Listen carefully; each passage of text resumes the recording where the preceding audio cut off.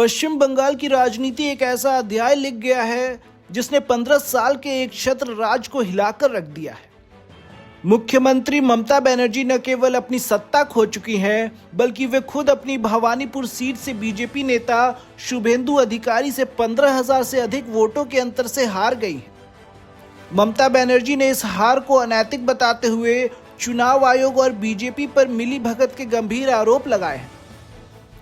आखिर 15 सालों से बंगाल की सत्ता पर काबिज दीदी का किला इस बार कैसे ढह गया? विश्लेषण के आधार पर वो कौन से 5 बड़े कारण थे जो इस ऐतिहासिक हार की वजह बने? तृणमूल कांग्रेस की हार की सबसे बड़ी वजह वो महिला वोट बैंक माना जा रहा है जो कभी ममता बनर्जी की सबसे बड़ी ढाल थी। लक्ष्मीर भंडार और कन्याश्री जैसी योजनाओं की लोकप्रियता इस बार सुरक्षा के डर के आगे फीकी पड़ गई। आरजीकर आंदोलन ने बंगाल की महिलाओं में व्यवस्था के प्रति अविश्वास पैदा किया। इसका सीधा असर पानीहाटी जैसे सीटों पर दिखा, जहां आरजीकर पीड़िता की मां ने बीजेपी के टिकट पर 28,000 से ज्यादा वोटों से जीत दर्ज की।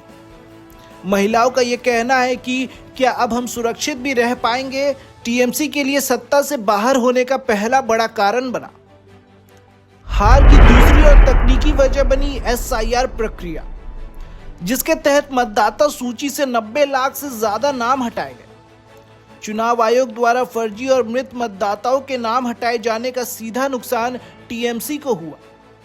बीजेपी लगातार यह दावा कर रही थी कि टीएमसी इन्हीं फर्जी वोटों के दम पर बढ़त हासिल करती थी।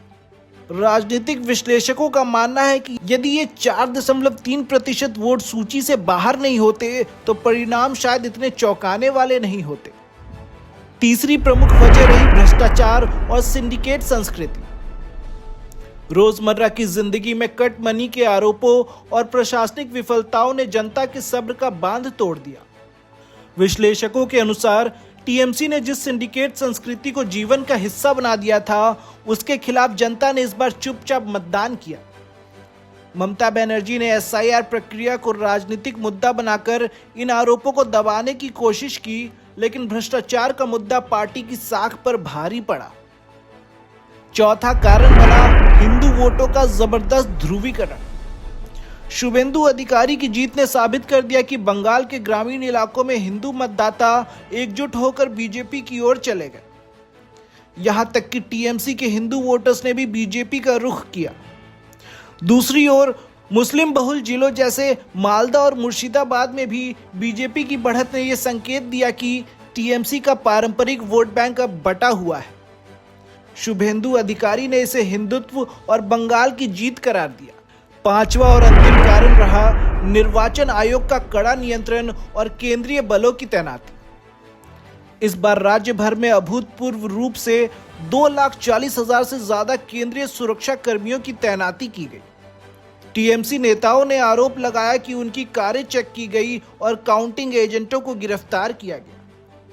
लेकिन विश्लेषकों का मानना है कि इसी कड़ी सुरक्षा की वजह से मतदाता बिना किसी डर या सत्ता पक्ष के दबाव के मतदान कर सके, जिससे टीएमसी को मिलने वाले पारंपरिक सत्ता लाभ पर रोक लग गई।